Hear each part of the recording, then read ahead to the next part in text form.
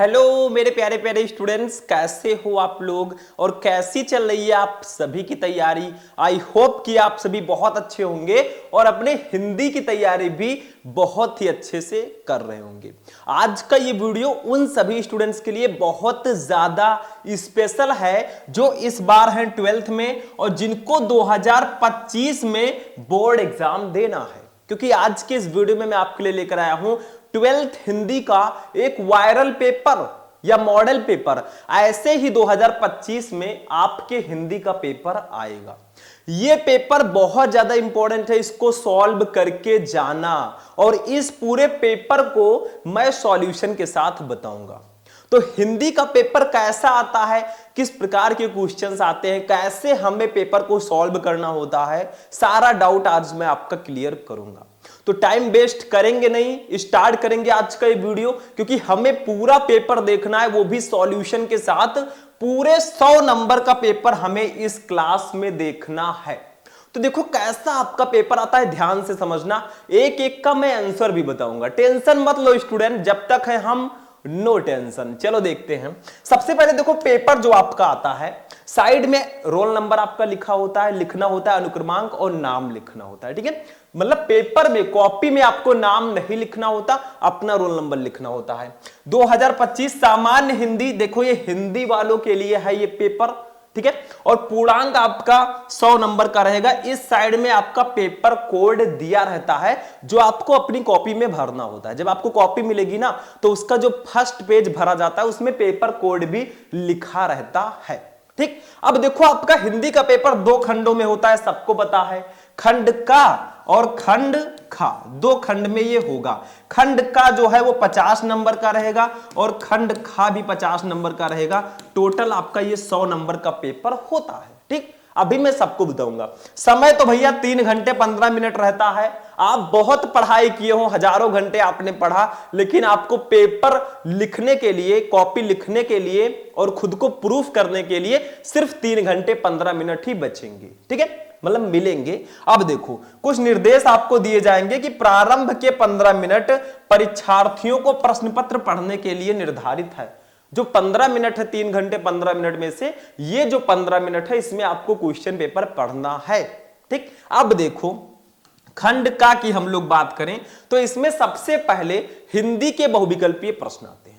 5 question रहेंगे हिंदी साहित्य के बहुविकल्पीय प्रश्न, मतलब हिंदी गद्य साहित्य के, और 5 नंबर हिंदी पद्य साहित्य के बहुविकल्पीय प्रश्न रहेंगे। 10 नंबर का बहुविकल्पीय प्रश्न रहता है। सबसे पहला क्वेश्चन देखो क्या है, ध्यान से समझना इस पूरे पेपर को। देखो फर्स्ट का है, फर्स्ट में काखा गाघा अंगा करके 5 क्वेश्चन रहेंगे। का देखो, रानी केतकी की कहानी के लेखक कौन है, बताओ, किसी को पता है?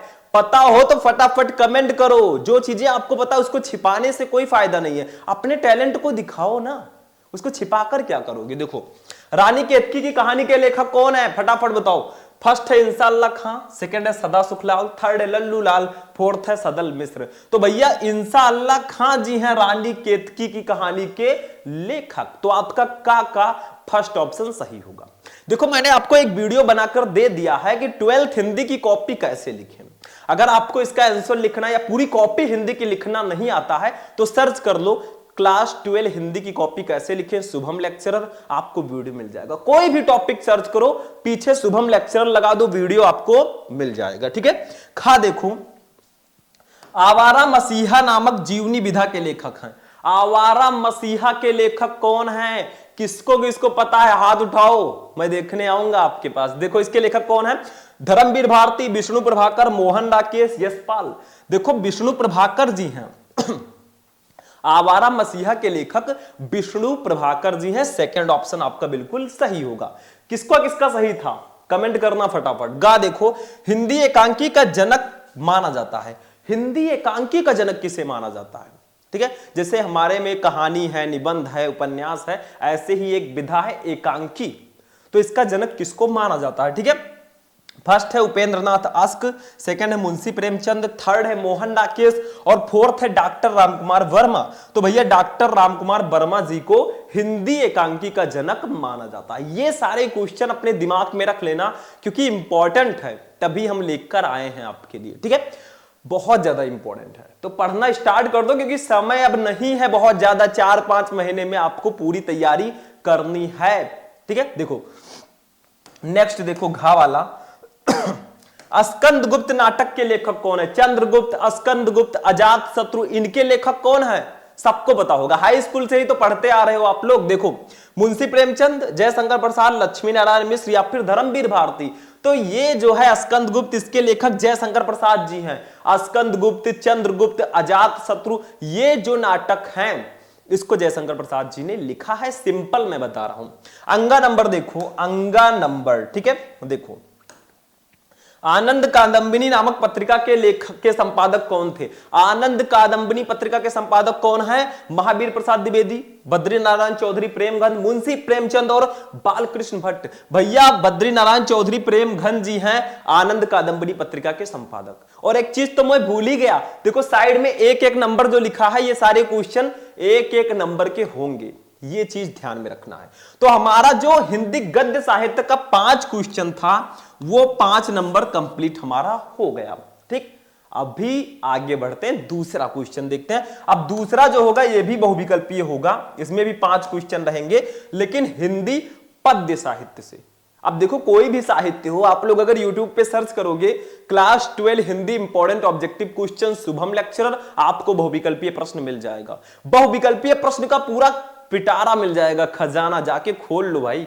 दूसरा देखो, दूसरे का विनय पत्रिका किस भाषा पर आधारित कृति है? विनय पत्रिका किस भाषा में लिखा गया है? बताओ जल्दी से कमेंट करो। अवधी, ब्रज भाषा, खड़ी बोली, भोजपुरी। तो दूसरे का जो सही ऑप्शन होगा वो ब्रज भाषा में। विनय पत्रिका जो है ये ब्रज भाषा में लिखा गया है। अब मैं आपसे एक क्वेश्चन कर रहा हूं, देखते हैं कितने स्टूडेंट इसका सही आंसर देते हैं। बताइए विनय पत्रिका के रचनाकार कौन हैं? शायद आपको बताओ, कवि जिसको बोलते हैं। ठीक है, तो का दूसरा सही होगा। ठीक है, खा देखो, निम्नलिखित कवियों में से छायावादी युग के कवि हैं। बिल्कुल हमें पता है कौन से कवि इसमें से छायावादी युग के हैं। देखो बहुत सारे युग है, प्रगतिवादी युग है, छायावादी युग है, द्विवेदी युग है, लेकिन छायावादी युग के कवि कौन है? जयशंकर प्रसाद, बिहारी, नागार्जुन या जगन्नाथ दास रत्नाकर। भैया जयशंकर प्रसाद जी जो हैं ये छायावादी युग के प्रवर्तक माने जाते हैं, ये छायावादी युग के कवि हैं, ये याद रखना। ठीक है, तो ये कवि छायावादी युग के हैं। गा वाला देखो, देखो हमें पूरा पेपर सॉल्व करना है, इसीलिए हम थोड़ा सा गियर अपना चेंज करेंगे, 3 से 4 नंबर गियर में जाएंगे ताकि पूरा पेपर हम सॉल्व कर सके और हमारा टाइम भी ज्यादा वेस्ट ना हो। गा, सुमित्रा नंदन पंत को उनकी किस रचना पर ज्ञानपीठ पुरस्कार मिला? सुमित्रा नंदन पंत जी को उनकी किस रचना पर उनको ज्ञानपीठ पुरस्कार दिया गया? देखो फर्स्ट है लोकायतन, सेकंड है युगांत, थर्ड है कला और बूढ़ा चांद और फोर्थ है चिदंबरा। देखो चिदंबरा पर ही इनको ज्ञानपीठ पुरस्कार मिला था। तो सुमित्रा नंदन पंत जी को उनकी रचना चिदंबरा पर ज्ञानपीठ पुरस्कार दिया गया। देखो भैया गले में थोड़ी सी खिचकिच है, आप लोग एडजस्ट कर लेना। ठीक है, क्योंकि मेहनत तो करना है आप लोगों को, इसलिए मैं कहता रहता हूं कुछ भी हो जाए, ठीक है, लेकिन आपको मेहनत करना है, आपको पढ़ाई करना, आपको करके दिखाना है। जो कहते थे भाई तुझसे नहीं होगा, मैं एक डायलॉग क्यों छोड़ता रहता हूं? क्योंकि आपको मोटिवेट करने के लिए, जस्ट मोटिवेट, आपके लिए मोटिवेशन बहुत जरूरी है। घा नंबर देखो, कामायनी महाकाव्य में कितने सर्ग हैं? कामायनी महाकाव्य बताओ किसकी रचना है? कामायनी किसकी रचना? जयशंकर प्रसाद जी की। इसमें कितने सर्ग हैं? फर्स्ट है 9, सेकंड है 12, थर्ड है 15 और फोर्थ है 17। भैया 15 सर्ग हैं। ठीक है, कामायनी महाकाव्य में टोटल 15 सर्ग हैं। ठीक, नेक्स्ट क्वेश्चन देखो, अंगा नंबर देखते हैं। ये देखो अंगा नंबर हमारा है, छायावाद के प्रवर्तक माने जाते हैं। अभी तो मैंने बताया छायावाद के प्रवर्तक कौन हैं? सुमित्रा नंदन पंत, जयशंकर प्रसाद, सूर्यकांत त्रिपाठी निराला या फिर रामधारी सिंह दिनकर। तो जयशंकर प्रसाद जी को छायावादी युग का प्रवर्तक माना जाता है। सिंपल सा क्वेश्चन था, सिंपल सा आंसर है, नो प्रॉब्लम नो टेंशन। तो ये 5 क्वेश्चन आपके हिंदी पद्य साहित्य से हो गए। अगर टोटल मिलाकर देखा जाए तो भैया 10 बहुविकल्पीय प्रश्न आपके स्टार्टिंग में हिंदी में आते हैं। और अगर ये 10 क्वेश्चन पढ़ना है, अगर आपको इन 10 क्वेश्चन को सॉल्व करना है, सर्च कर लो यूट्यूब पर class 12 Hindi important objective question Shubham lecturer. आपको ऑब्जेक्टिव क्वेश्चन के बहुत सारे वीडियोस मिल जाएंगे, जाकर देखो। बैठने से कुछ नहीं होता, सोचने से कहां मिलते हैं तमन्नाओं के शहर, पढ़ना भी जरूरी है टॉपर बनने के लिए। तो सिर्फ सोचने से कुछ नहीं होगा। सोचने को तो हम सोच सकते हैं यार हम अंबानी हो जाएं, हम बिल गेट्स हो जाएं, लेकिन नहीं हो पाएंगे ना, करना पड़ेगा, करके दिखाना पड़ेगा। ठीक है, बस यही चीज है। तो ऑब्जेक्टिव कंप्लीट हुआ। अब हम चलेंगे अपने महत्वपूर्ण गद्यांश पर। धीरे धीरे करके हम सारे पेपर को सॉल्व करेंगे। अभी तो हमने 100 में से 10 नंबर का पेपर देखा है, ऑब्जेक्टिव क्वेश्चन। चलिए आगे बढ़ते हैं, नीचे देखते हैं। अब देखिए स्टूडेंट, हमारा जो गद्यांश है इसके बाद आता है, ये देखो प्यारा सा हमें दिया गया है एक गद्यांश। इसको ध्यान से हमें समझना है। देखो गद्यांश में होता क्या है, कुछ नहीं, मेरे अकॉर्डिंग तो कुछ नहीं होता। देखो ध्यान से, दिए गए गद्यांश पर आधारित निम्नलिखित प्रश्नों के उत्तर दीजिए। आपको 10 नंबर का ये आता है गद्यांश, मतलब कुछ होता नहीं है। देखो ये आपको गद्यांश दे दिया गया इतना, और 5 क्वेश्चन इसके नीचे दे दिए गए 1 2 3 4 5। ठीक है, सब 2-2 नंबर के रहेंगे। ये देखो सब 2-2 नंबर के रहेंगे, आपको 10 नंबर मिलेगा। अगर ये वाला गद्यांश आपको नहीं पता है तो आपको दूसरा एक ऑप्शन दिया जाएगा। देखो नीचे ये अथवा लगा के आपको दूसरा ऑप्शन दिया जाएगा। यहां से लेकर यहां तक गद्यांश है, इसके नीचे भी 5 क्वेश्चन आपको दिए जाएंगे। ठीक है, पांचों क्वेश्चन मैं दिखा देता हूं। ये देखो, तो दोनों में से आपको एक ही करना है। कितना इजी है खुद आप समझ सकते हैं। Surf Excel easy wash. ठीक है, मैं कोई प्रचार नहीं कर रहा हूं, किसी का डायलॉग है। देखो क्या है, दिए गए गद्यांश पर आधारित निम्नलिखित प्रश्नों के उत्तर दीजिए। आपको करना क्या है, इस गद्यांश को ध्यान से पढ़ना है, फिर इसके नीचे 5 क्वेश्चन है, इसका आंसर देना है। अब देखो गद्यांश कैसे सॉल्व करते हैं, मैंने पहले बता दिया है। मैंने पूरे हिंदी को एक ही वीडियो में पढ़ा दिया है। आप लोग जब सर्च करोगे class 12 Hindi important question Shubham lecturer, आपको खंड का और खंड खा मैंने अलग अलग एक एक वीडियो में पढ़ा दिया है। कैसे इसको सॉल्व करते हैं, क्या करते हैं, वो सब मैं बता चुका हूं। पेपर मैं आज बता रहा हूं। ठीक है, देखो का कई महीनों बाद आए थे, सुबह चाय पीकर अखबार देख रहा था कि वे तूफान की तरह कमरे में घुसे, साइक्लोन की तरह मुझे अपनी भुजाओं में जकड़ा, तो मुझे धृतराष्ट्र की भुजाओं में जकड़े भीम के पुतले की याद आ गई। वो धृतराष्ट्र की ही जकड़ थी। अंधे धृतराष्ट्र ने टटोलते हुए पूछा, कहां है भीम, आ बेटा तुझे कलेजे से लगा लूं। और जब भीम का पुतला उनकी पकड़ में आ गया तो उन्होंने प्राणघाती स्नेह से उसे जकड़कर चूर कर डाला। ये किस चैप्टर का है, क्या आप पहचान सकते हो?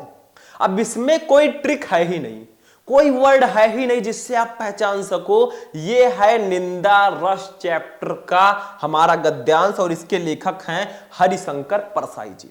तो 5 क्वेश्चन जो नीचे दिए गए उसका आंसर अब हम लिखने चलते हैं। ठीक, देखो सबसे पहला क्वेश्चन है, उपयुक्त गद्यांश के पाठ और लेखक का नाम लिखिए। भैया संदर्भ लिख दो। प्रस्तुत गद्यांश हमारी पाठ्य पुस्तक हिंदी गद्य के, ठीक है, हिंदी गद्य के निंदा रस पाठ से अवतरित है। इसके लेखक हरिशंकर परसाई जी हैं। इसको थोड़ा अच्छे से मैंने लिखाया है। आप लोग कॉपी लिखना जब देखोगे ना, 12th हिंदी की कॉपी कैसे लिखे, तो आपको पता चल जाएगा कैसे संदर्भ लिखते हैं। बस आपको पाठ का नाम और लेखक का नाम लिखना है भैया, आपका 2 नंबर कंप्लीट। दूसरा देखो, रेखांकित अंश की व्याख्या कीजिए। अब इसमें क्या करना है, इसमें भी कुछ नहीं करना। ये देखो रेखांकित अंश की व्याख्या, मतलब यहां से लेकर यहां तक जिसके नीचे आपको लाइनिंग दिख रही है ना, इसका अपनी भाषा में व्याख्या करना है।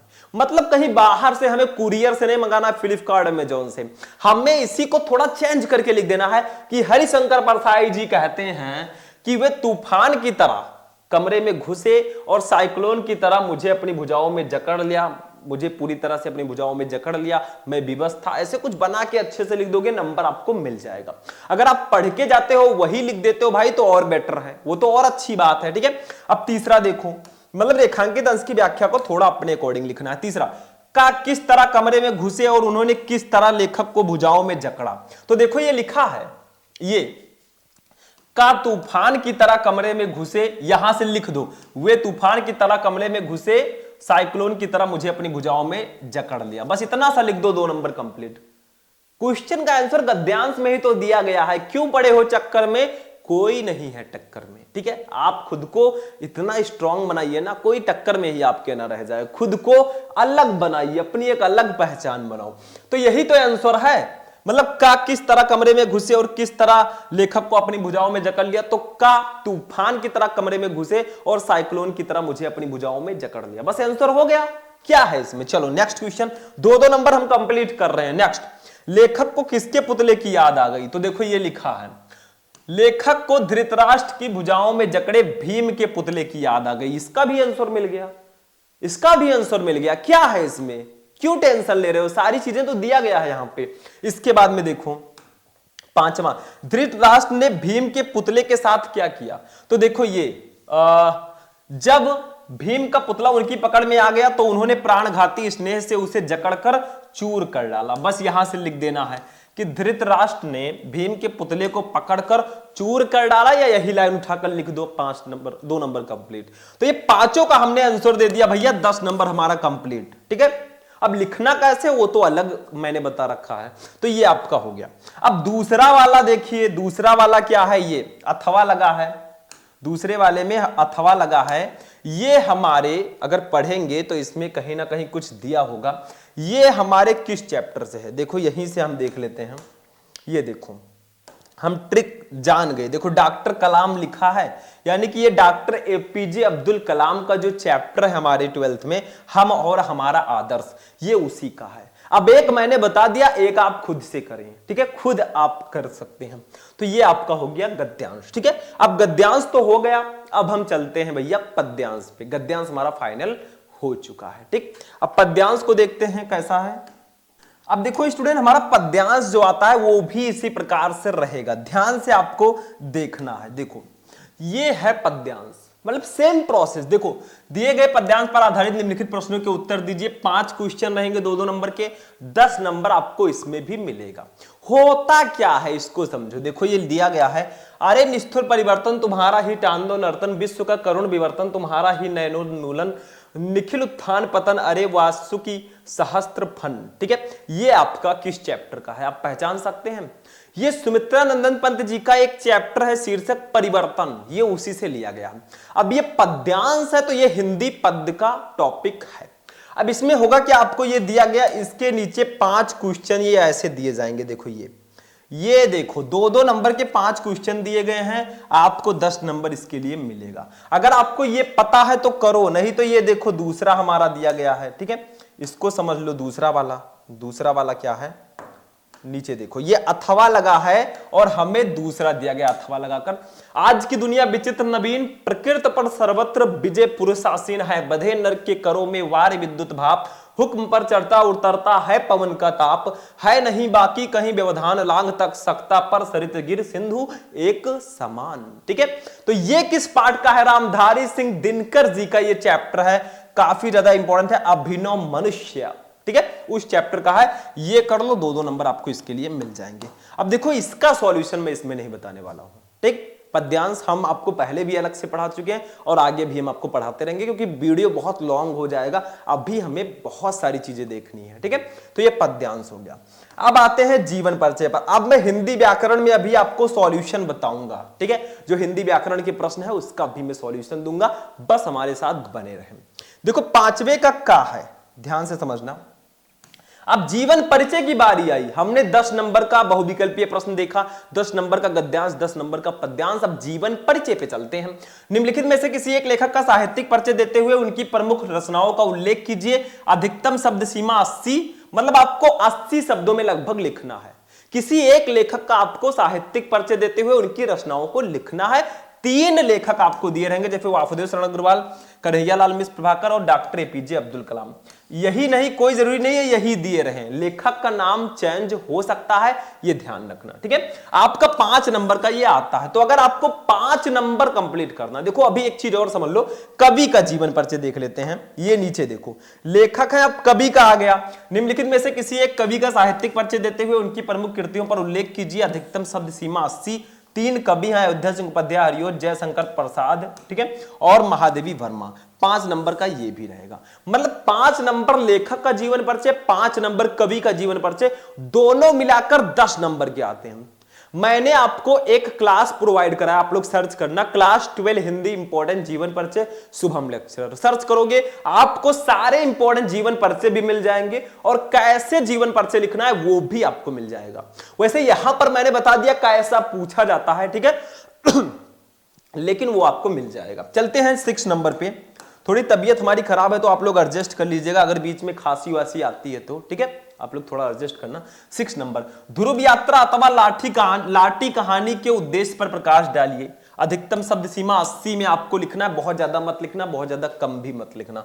5 नंबर का ये हो जाएगा, मतलब 80 से कम ना हो, 1-2 वर्ड ज्यादा हो जाएगा चल जाएगा। अथवा लगा है, अगर आपको ये नहीं पता है तो पंचलाइट अथवा बहादुर कहानी का सारांश लिखिए। देखो कहानी जो है बहुत इजी होता है, आपको 4 चीजें दी गई हैं, ध्रुव यात्रा या लाठी कहानी के उद्देश्य पर प्रकाश डालिए, दोनों में से एक करो। अगर दोनों नहीं पता है तो आप पंचलाइट अथवा बहादुर कहानी का सारांश लिख दो, इसमें भी एक ही करना है, मतलब 4 में से सिर्फ एक ही करना है। आपको मैं यही सजेशन दूंगा, आप पंचलाइट कहानी, बहादुर कहानी और लाठी कहानी 3 अगर पढ़ लेते हैं भैया, 5 नंबर आपका कंप्लीट। उनका उद्देश्य और सारांश दोनों पढ़ना आपसे हाथ जोड़ के निवेदन है। तो ये हो गया कहानी, और कहानी का 5 नंबर फिक्स होता है। पंचलाइट, बहादुर और ध्रुव यात्रा या लाठी कोई भी पढ़ लो, आपका नंबर कंप्लीट है, ठीक है। और करना क्या है, ध्रुव यात्रा का उद्देश्य लिख दो या लाठी का उद्देश्य लिख दो, दोनों नहीं पता तो पंचलाइट कहानी का सारांश लिख दो, ये भी नहीं पता तो बहादुर कहानी का सारांश लिख दो। मतलब चारों ऑप्शन में से एक ही करना है, 3 ऑप्शन भी आपको दिए जा सकते हैं यहाँ पे, ठीक है। तो ये आपका 5 नंबर बिल्कुल फिक्स रहता है मेरे अकॉर्डिंग, ठीक। आगे बढ़ते हैं, ये देखो खंड काव्य पे हम लोग आ गए 7 नंबर।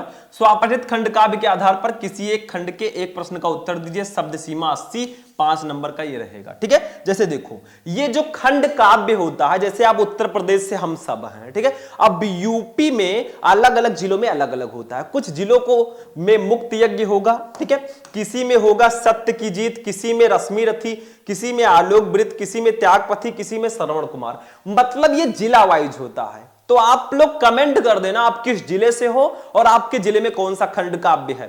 देखो खंड काव्य जो होता है ये आपका एकदम नंबर फिक्स होता है, क्यों? क्योंकि आपके जिले में जो है आप उसको पढ़ लीजिए। जैसे हम हैं गोंडा जिले से तो हमारे यहाँ त्यागपथी है, ठीक है, तो त्यागपथी हम पढ़ लेंगे, तो आप में जो है उसको आपको पढ़कर जाना है। बाकी सारे टॉपिक सेम होते हैं, सिर्फ यही एक ऐसा टॉपिक है जो जिला वाइज होता है, ये ध्यान रखना, ठीक। पूरे यूपी का पूरा पेपर सेम है, बस यही एक टॉपिक है जो जिला वाइज होता है। तो ये खंड काव्य हो गया और हमारा 50 नंबर का पेपर भी यहां पे फिनिश हुआ। देखो अब यहां से खंड खा आ जाएगा, यानी कि हमने क्या क्या देखा, देखो ध्यान से समझो। 10 नंबर का बहुविकल्पीय प्रश्न, 10 नंबर का गद्यांश, 10 नंबर का पद्यांश, 5 नंबर की कहानी, 5 नंबर का जीवन परिचय, 5 नंबर का लेखक कवि का जीवन परिचय, 5 नंबर की कहानी, 5 नंबर का खंड का, आप टोटल ऐड करोगे तो 50 नंबर आपका आ जाएगा। तो 50 नंबर का पेपर हमने कर लिया। अब हम खंड खा पे चलेंगे, जिसमें आपको हिंदी संस्कृत के टॉपिक, हिंदी व्याकरण के सारे प्रश्न मिलेंगे। तो इसको मैं हटा रहा हूं, ठीक है। अब हम चलते हैं खंड खा पे, ठीक, आगे बढ़ते हैं। अब देखिए स्टूडेंट, आगे हमारा जो है खंड खा आता है। खंड खा की जब शुरुआत होती है तो होता क्या है, ध्यान से देखना। खंड खा की जब स्टार्टिंग होती है तो सबसे पहले हिंदी संस्कृत का गद्यांश आता है। अब गद्यांश जैसे हमारे हिंदी में था ना, हिंदी गद्य में, वैसे इसमें भी रहेगा, लेकिन इसमें क्वेश्चन नीचे नहीं दिए जाएंगे। आपको सिर्फ संदर्भ लिखकर इसका हिंदी में अनुवाद करना होगा, क्योंकि संस्कृत पढ़ के आपको हिंदी निकालना बहुत आसान होता है, आपको पता ही है, ठीक है। कितना आसान होता है आप खुद जानते होंगे। देखो ये दिए गए संस्कृत गद्यांशों में से किसी एक का संदर्भ हिंदी में अनुवाद कीजिए, 7 नंबर का आता है। मतलब संदर्भ के साथ हिंदी अनुवाद करो। जैसे देखो ये दिया गया है, अतीते प्रथम कल्पे जना एकाम विरूपम सौभाग्य प्राप्तम सर्व कार्य परिपूर्ण पुरुषम राजानुकुर्वन चतुष्पादा अपि सन्निपयम, ठीक है, ऐसे दिया गया है। संस्कृत बहुत तेज है हमारी, और शायद आपकी भी संस्कृत बहुत तेज होगी, क्योंकि संस्कृत के इतना तेज सब्जेक्ट किसी का कोई हो ही नहीं सकता। कितना तेज है आपको पता ही है। तो ये आपका हो गया संस्कृत का गद्यांश। पहले आपको संदर्भ लिखना है। देखो ये हमारा जातक कथा का एक उलूक जातकम शीर्षक है, उसी से लिया गया। तो सिंपल सा लिख दो कि प्रस्तुत गद्यांश हमारी पाठ्यपुस्तक हिंदी संस्कृत के जातक कथा के उलूक जातकम शीर्षक से अवतरित है। सिंपल सा है, कुछ है नहीं इसमें। अब इसका हिंदी अनुवाद करना होगा, तो चैप्टर पढ़े रहोगे तभी कर पाओगे। अथवा लगा है वो आप नहीं कर पा रहे हैं तो दूसरा कर दो भैया, ऑप्शन मिलेंगे। हिंदी में एक यही सबसे प्लस पॉइंट होता है आपके लिए कि आपको ऑप्शंस भर भर के मिलते हैं। गद्यांश में ऑप्शन, पद्यांश में ऑप्शन, जीवन परिचय में ऑप्शन, कहानी में ऑप्शन, ठीक है, खंड काव्य में ऑप्शन, संस्कृत गद्यांश पद्यांश में ऑप्शन, निबंध में, पत्र में, सब में ऑप्शन मिलेंगे कि अगर ये नहीं पता तो वो वाला कर लो। सिंपल सा है, ठीक। तो देखो अथवा लगा है, महापुरुषा लौकिक प्रलोभने श्रद्धा नियत शांत, ठीक है, कदापि भ्रंशन्ते किस चैप्टर का है? महामना मालवीय चैप्टर का है, सिंपल सा है। तो यही चीज है कि आप लोगों को संदर्भ लिखकर आपको व्याख्या कर देना है। मतलब संदर्भ लिखिएगा, प्रस्तुत गद्यांश हमारी पाठ्य पुस्तक हिंदी संस्कृत के महामना मालवीय पाठ से अवतरित है, बस हो गया, सिंपल सा, इसमें लेखक का नाम होता नहीं है। तो ये आपका हो गया है संस्कृत गद्यांश। इसमें कौन कौन से चैप्टर इंपॉर्टेंट है मैं बता देता हूं। जातक कथा, महामना मालवीय, संस्कृत भाषा है महत्वम और पंचशील सिद्धांत, ये 4 चैप्टर वरदान है आपके लिए संस्कृत गद्यांश में। आगे दूसरा टॉपिक जो आता है 7 नंबर का खा वाला, संस्कृत पद्यांश, ये तो भैया फिक्स होता है, आप स्टॉम्प पेपर पर मुझसे लिखकर ले लो ABCD, मतलब कि ये सुभाषित रत्नानी चैप्टर से ही आएगा, एक ना एक श्लोक। बाकी 1-2 चैप्टर में छोटे छोटे एक श्लोक हैं, पढ़ लेना, काम हो जाएगा। देखो, दिए गए श्लोकों में से किसी एक का ससंदर्भ हिंदी में अनुवाद कीजिए, 5 नंबर का ये रहेगा। जैसे देखो, सुखार्थिना कुतो विद्या, कुतो विद्यार्थिना सुखम, सुखार्थी व त्यजेत विद्याम, विद्यार्थी व त्यजेत सुखम। मतलब सुख चाहने वालों को विद्या कहां और विद्या चाहने वालों को सुख कहां?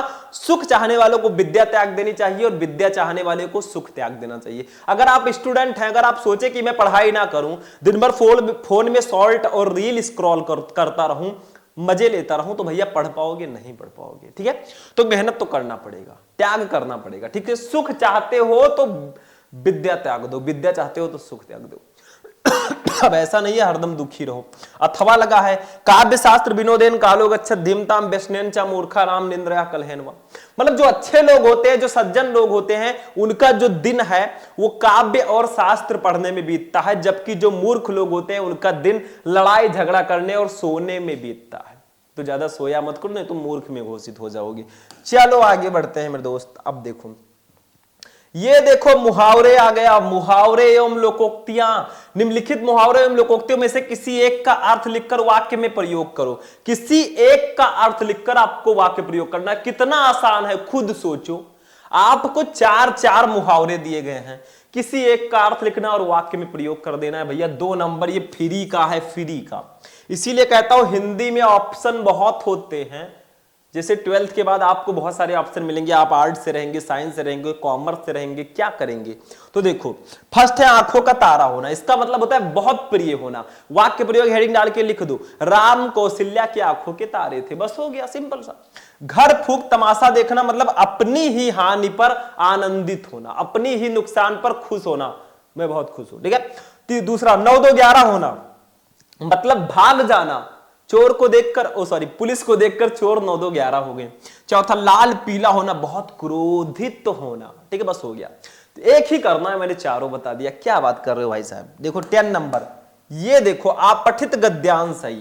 ये बहुत इंपॉर्टेंट टॉपिक है, बहुत इजी भी है मेरे अकॉर्डिंग, सेल्फ एक्सेलिजिबस। देखो, आपको इस गद्यांश को ध्यान से पढ़ना है। फिर इसके नीचे हो सकता है कि 5 ऑब्जेक्टिव क्वेश्चन भी दिए जा सकते हैं, या फिर आपको अपठित गद्यांश देकर उसके नीचे 3 क्वेश्चन दिया जा सकता है उसी से रिलेटेड। दोनों आ सकते हैं, कभी ऑब्जेक्टिव भी आ जाता है, कभी क्वेश्चन भी आ जाता है। तो हमें उससे क्या लेना देना, हमें तो गद्यांश पढ़ना है, क्वेश्चन का आंसर देना है, बस हो गया काम। देखो 10 नंबर, निम्नलिखित गद्यांश पद्यांश को ध्यान पूर्वक पढ़कर पूछे गए प्रश्नों में सही विकल्प चयन कीजिए। 5 नंबर का रहेगा, 5 ऑब्जेक्टिव क्वेश्चन रहेंगे। यहां पे ऑब्जेक्टिव क्वेश्चन आया है, लेकिन हो सकता है कि गद्यांश देकर आपको 3 क्वेश्चन दे दिया जाए, उसी से रिलेटेड उसका आंसर लिखना होगा, ठीक है। देखो पढ़ते हैं, बच्चों, जो छोटे छोटे बच्चे होते हैं ना, उनको जो काम करवाया जाता है उसी से रिलेटेड ये हमारा गद्यांश है। देखो, अंतरराष्ट्रीय श्रम संगठन के अनुसार बाल श्रम को इस प्रकार परिभाषित किया गया है कि वो काम जो बच्चों को उनके बचपन, उनकी क्षमता और उनकी गरिमा से वंचित करता है और जो शारीरिक और मानसिक विकास के लिए हानिकारक है। मतलब छोटे बच्चों से काम नहीं करवाना चाहिए, उनकी पढ़ाई की उम्र है, खेलने कूदने की उम्र है, उस उम्र में छोटे छोटे बच्चे काम कर रहे हैं। बाल श्रम जिसको बोलते हैं, बहुत बेकार है, हानिकारक है, ठीक है। आगे देखो, एक सामाजिक बुराई के रूप में संदर्भित भारत में बाल श्रम एक अनिवार्य मुद्दा है जिससे देश वर्षों से निपट रहा है। लोगों का मानना है कि बाल श्रम जैसी सामाजिक कुरीति को समाप्त करने का दायित्व सिर्फ सरकार का है। यदि सरकार चाहे तो कानून का पालन न करने वाले एवं कानून भंग करने वाले को सजा देकर बाल श्रम को समाप्त कर सकती है, किंतु वास्तव में ये केवल सरकार की जिम्मेदारी नहीं है, बल्कि इसे सभी सामाजिक संगठनों, मालिकों और अभिभावकों द्वारा भी समर्थित किया जाना चाहिए, समाधित किया जाना चाहिए। मतलब ऐसा मत सोचिए कि बच्चे जो काम कर रहे हैं, जो बाल श्रम है इसको खत्म करना सिर्फ सरकार का काम है। सरकार खुद नहीं आएगी आपको कि भैया बाल श्रम ना कराओ, आप लोग, हम जैसे जिम्मेदार नागरिक ही उसको रोक सकते हैं। तो क्यों बच्चों से काम कराएं, उनको पढ़ने भेजा जाए, अपने फ्यूचर को बनाएं। वो हमारे घरों में, ढाबों में, होटलों में, खानों कारखानों में अनेक बाल श्रमिक मिल जाएंगे जो कड़ाके की ठंड और तपती धूप की परवाह किए बिना काम करते हैं। विकासशील देशों में गरीबी और उच्च स्तर की बेरोजगारी बाल श्रम का मुख्य कारण है। बाल मजदूरी इंसानियत के लिए अपराध है जो समाज के लिए श्राप बनती जा रही है तथा जो देश की वृद्धि और विकास में बाधक रूप में बड़ा मुद्दा है। हमें सोचना होगा कि सभ्य समाज में यह अभिशाप क्यों मौजूद है। जिस उम्र में बच्चों को सही शिक्षा, ठीक है, सही शिक्षा मिलनी चाहिए, खेल कूद के माध्यम से अपने मस्तिष्क का विकास करना चाहिए, उस उम्र में बच्चों से काम करवाने से बच्चों का शारीरिक, मानसिक और बौद्धिक जो विकास है वो रुक जाता है। देखो, बौद्धिक विकास रुक जाता है, ठीक है, जिससे किसी भी बच्चे को वंचित रखना अपराध है। ठीक है, आज आवश्यकता इस बात की है कि सरकारी स्तर से लेकर व्यक्तिगत स्तर पर सभी लोग इसके प्रति सजग रहें और बाल श्रम के कारण बच्चों का बचपन न छिन जाए, इससे के लिए कुछ सार्थक पहल करें।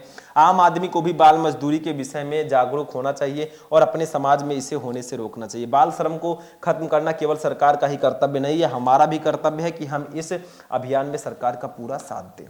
देखो, ये थोड़ा बड़ा गद्यांश था, लेकिन कोई जरूरी नहीं है कि भैया इतना बड़ा गद्यांश ही आएगा, छोटा भी दिया जा सकता है, उसके नीचे 3 क्वेश्चन भी दिए जा सकते हैं। ये ऑब्जेक्टिव दिया है तो इसको लिखते हैं। देखो, का है गद्यांश के आधार पर बताइए कि बाल श्रम जैसी सामाजिक कुरीति को समाप्त करने के लिए लोगों की सोच कैसी है। देखो, फर्स्ट, बाल श्रम को समाप्त करना केवल समाज सेवी संस्थाओं का दायित्व है। सेकंड, इसको सेकंड कर देना, ऑप्शन थोड़ा गलत लिख गया है, इसको सेकंड, इसको थर्ड, इसको फोर्थ। ठीक है, बाल श्रम को समाप्त करना केवल जनता का दायित्व है। चौथा, बाल श्रम को समाप्त करना केवल सरकार का दायित्व है। सॉरी, बाल श्रम को समाप्त करना केवल अभिभावकों का दायित्व है। तो भैया ये वाला सही है, ये वाला बाल श्रम को समाप्त करना केवल सरकार का दायित्व है, ऐसा लोग सोचते हैं। देखो, गद्यांश के आधार पर बताइए कि बाल श्रम जैसी सामाजिक कुरीति को समाप्त करने के लिए लोगों की सोच कैसी है। तो लोग सोचते हैं कि बाल श्रम को समाप्त करना केवल सरकार का दायित्व है। नहीं मेरे भाई, बाल श्रम को समाप्त करने के लिए हम सबको सामने आना होगा। आगे बढ़ते हैं, दूसरे क्वेश्चन पे चलते हैं। खा, देखो खा, ये देखो, घरों में, ढाबों में, होटलों में, खानों कारखानों में अनेक बाल श्रमिकों को काम करता देखकर भी हम उदासीन क्यों बने रहते हैं। फर्स्ट है, हम सिर्फ अपने बारे में ही सोचते हैं। सेकंड, हम जागरूक नहीं बनना चाहते। थर्ड, हम उनकी सहायता करना नहीं चाहते। फोर्थ, हम संवेदन शून्य हो चुके हैं। बिल्कुल, हम संवेदन शून्य हो चुके हैं, इसीलिए तो हम जो छोटे छोटे बच्चे काम कर रहे हैं उनके प्रति कोई कदम नहीं उठाते हैं, क्योंकि हमें उनके प्रति कोई संवेदना नहीं होती है। ठीक है, नेक्स्ट, गा वाला देखो, गा, गा देखो, गद्यांश के आधार पर बताइए कि बाल श्रम को रोकने के लिए सार्थक प्रयास क्यों किए जाने चाहिए। क्योंकि बाल श्रम से कारण बच्चों का बचपन छिन जाता है। दूसरा, बाल श्रम के कारण वे जल्दी बड़े हो जाते हैं। तीसरा, बाल श्रम के कारण बच्चों को घर पर ही रहना पड़ता है। फोर्थ, बाल श्रम के कारण बच्चों को विद्यालय आना नहीं पड़ता। तो भैया ये है, बाल श्रम के कारण बच्चों का बचपन छिन जाता है। क्योंकि बाल श्रम को रोकने के लिए सार्थक प्रयास इसलिए किए जाने चाहिए क्योंकि बाल श्रम के कारण बच्चों का जो है बचपन छिन जाता है। नेक्स्ट क्वेश्चन देखते हैं, घा वाला, बच्चों को बाल श्रम के लिए क्यों विवश किया जाता है। आखिर क्यों बच्चे, छोटे छोटे बच्चे काम करते हैं। भैया किसी को शौक नहीं है, ना कोई माता पिता, ना कोई पेरेंट्स चाहता कि मेरे बच्चे काम करें, और ना कोई बच्चा चाहता कि हम इतनी सी छोटी सी उम्र में काम करें।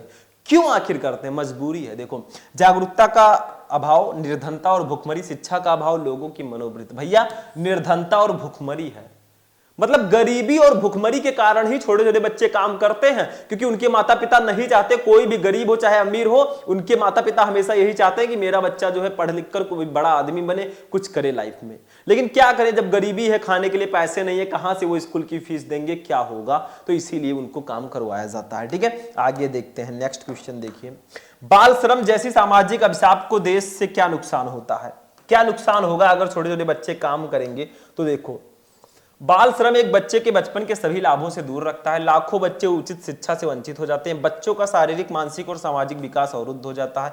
बाल श्रम से देश का आने वाला कल अंधकार की ओर जाने लगता है। बिल्कुल, अगर बाल श्रम होगा तो देश का जो आने वाला कल है वो अंधकार की ओर जाने लगेगा। छोटे छोटे बच्चे काम करेंगे, वो बच्चे अगर काम ना करके कुछ पढ़ाई करते, कुछ करते तो भविष्य में कुछ करके दिखाते। तो वही चीजें बाल श्रम रोकना चाहिए। बस 5 क्वेश्चन रहेंगे। ऐसे ही अथवा लगा, अगर मान लीजिए आपको नहीं पता है तो अथवा लगा होता है यहाँ पे, आप ये वाला कर सकते हैं। आप पठित पद्यांश है ये, इसके नीचे भी काखा गाघा करके अंगा करके 5 क्वेश्चन रहेंगे। ये देखो, अब आते हैं अपने 11 नंबर क्वेश्चन पे। ये देखो 11 नंबर क्वेश्चन, इसको हम लोग देखते हैं क्या है। अब देखिए स्टूडेंट, जो 11 नंबर हमारा क्वेश्चन है ये क्या है, ये अब हिंदी व्याकरण में हम आए हैं। हिंदी व्याकरण में ये शब्द युग्म इसको बोला जाता है, मतलब शब्द का जोड़ा। देखो जैसे निम्नलिखित शब्दों युग्मों का सही अर्थ चयन करके लिखो। जैसे देखो पुरुष परुष, इसका सही अर्थ क्या होगा, मतलब आपको सही अर्थ चूज करके लिखना है। जो पहले है उसका अर्थ पहले होगा, जो बाद में है उसका अर्थ बाद में होगा। सिंपल सा बात है। देखो का है नर और नारी, खा है आदमी और फरसा, गा है पुरुष और पैसा, घा है आदमी और कठोर, यही सही होगा। देखो एक एक नंबर का रहेगा। मतलब पुरुष का मतलब तो आदमी होता है, हम सभी को पता है, हम भी हैं। और कठोर, परुष का मतलब होता है कठोर। तो जो वर्ड पहले उसका मीनिंग पहले होगा, जो बाद में उसका मीनिंग बाद में, तो आदमी और कठोर। दूसरा जलद जलज, जलज जलद, इसका सही अर्थ क्या होगा। का है बादल और कमल, खा है कमल और बादल, गा है कमल और तालाब, घा है तालाब और कमल। देखो भैया जलज है, जलज का मतलब कमल, जलद का मतलब बादल, तो भैया आपका खा वाला ऑप्शन सही होगा, कमल और बादल।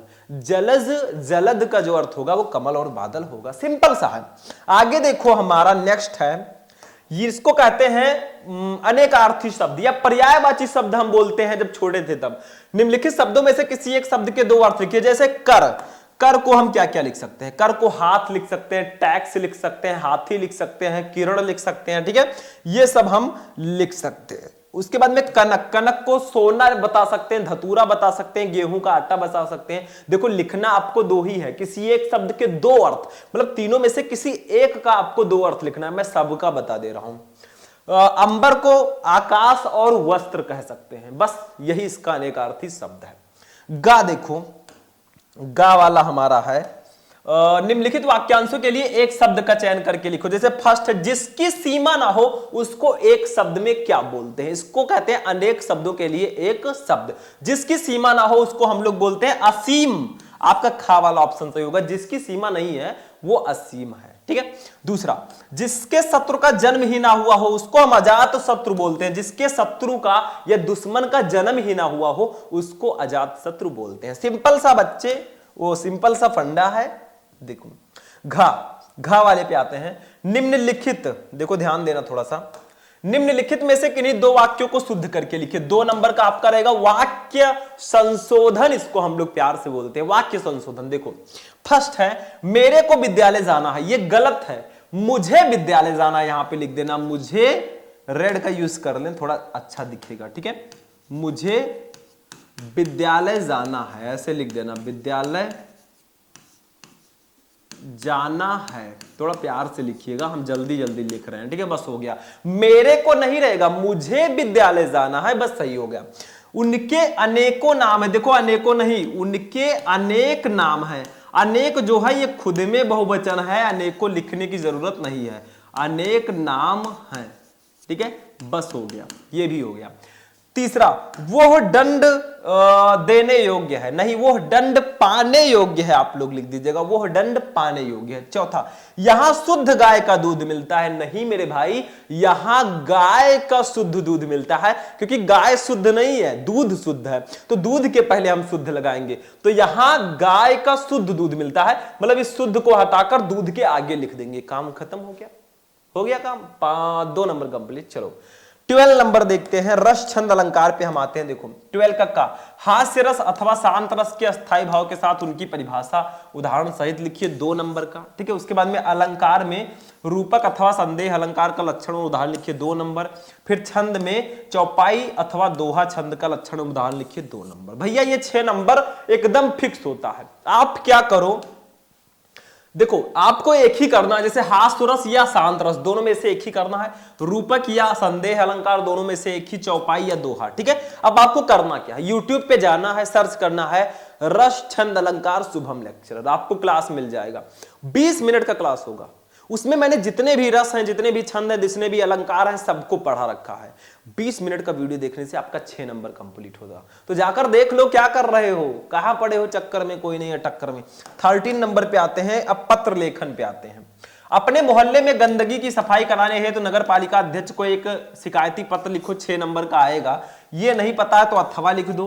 अपना कुटीर उद्योग प्रारंभ करने हेतु तो किसी बैंक के प्रबंधक को ऋण प्रदान करने हेतु तो एक पत्र लिखो। भैया पत्र लिखना आपसे कहा जा रहा है, एक शिकायती पत्र, एक ऋण प्रदान करने के लिए पत्र। तो मैंने आपको भैया पत्र लेखन 5 ऐसे महत्वपूर्ण पत्र मैंने लिखकर आपको बताए हैं 2025 के लिए। आप लोग YouTube पे वो भी सर्च कर लेना, क्लास 12 हिंदी इंपॉर्टेंट पत्र शुभम लेक्चरर, आपको 5 पत्र मिल जाएगा। वो 5 पत्र तैयार करके जाओगे तो 5 में 1 जोड़ दो, 6 नंबर आपको पूरे के पूरे मिलेंगे। तो पढ़ा मैंने सब कुछ रखा है, नहीं पढ़ोगे गलती आपकी है, ठीक। बाकी यहां पे तो मैं पेपर बता ही रहा हूं। निबंध पे चलते हैं, लास्ट टॉपिक हमारा।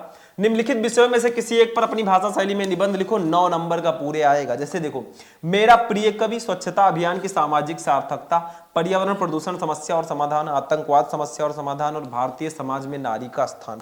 5 में से किसी एक टॉपिक पर आपको निबंध लिखना है, 9 नंबर आपको पूरा मिलेगा। निबंध लिखते समय आपको हेडिंग बहुत प्यारा डालना है। जैसे पर्यावरण प्रदूषण पर आप निबंध लिख रहे हैं तो सबसे पहला प्रस्तावना, ठीक है। फिर लिखिए पर्यावरण प्रदूषण का अर्थ, पर्यावरण प्रदूषण के प्रकार, वायु प्रदूषण, जल प्रदूषण, ध्वनि प्रदूषण, रेडियोधर्मी प्रदूषण, ऐसे लिखो। फिर पर्यावरण प्रदूषण से हानियां, ऐसे हेडिंग जितना अच्छा डालोगे उतना अच्छा आपका रहेगा, उतना अच्छा नंबर मिलेगा। तो सबसे पहला हेडिंग प्रस्तावना, लास्ट में उपसंहार आपको हेडिंग जरूर डालना है। निबंध कैसे लिखते हैं वो भी जाके सर्च कर लो यूट्यूब पर, क्लास 12 हिंदी इंपॉर्टेंट निबंध शुभम लेक्चरर, सब मिल जाएगा। कैसे लिखना है, कौन कौन से इंपॉर्टेंट है, सब मैंने बता रखे हैं। तो आज का क्लास हमारा यहीं पर फिनिश होगा। हमने पूरे हिंदी के पेपर को आज हमने जाना, ये भी हमारा खत्म हुआ। तो हमने 50 नंबर का खंड का, 50 नंबर का खंड का टोटल 100 नंबर का पेपर आज हमने सॉल्व करके दिखाया, हमने किया, ठीक है। तो कैसा लगा वीडियो को लाइक करना, चैनल पर नए चैनल को सब्सक्राइब करना। फिर हम लोग मिलेंगे किसी नेक्स्ट वीडियो में नेक्स्ट टॉपिक के साथ। तब तक के लिए जय हिंद।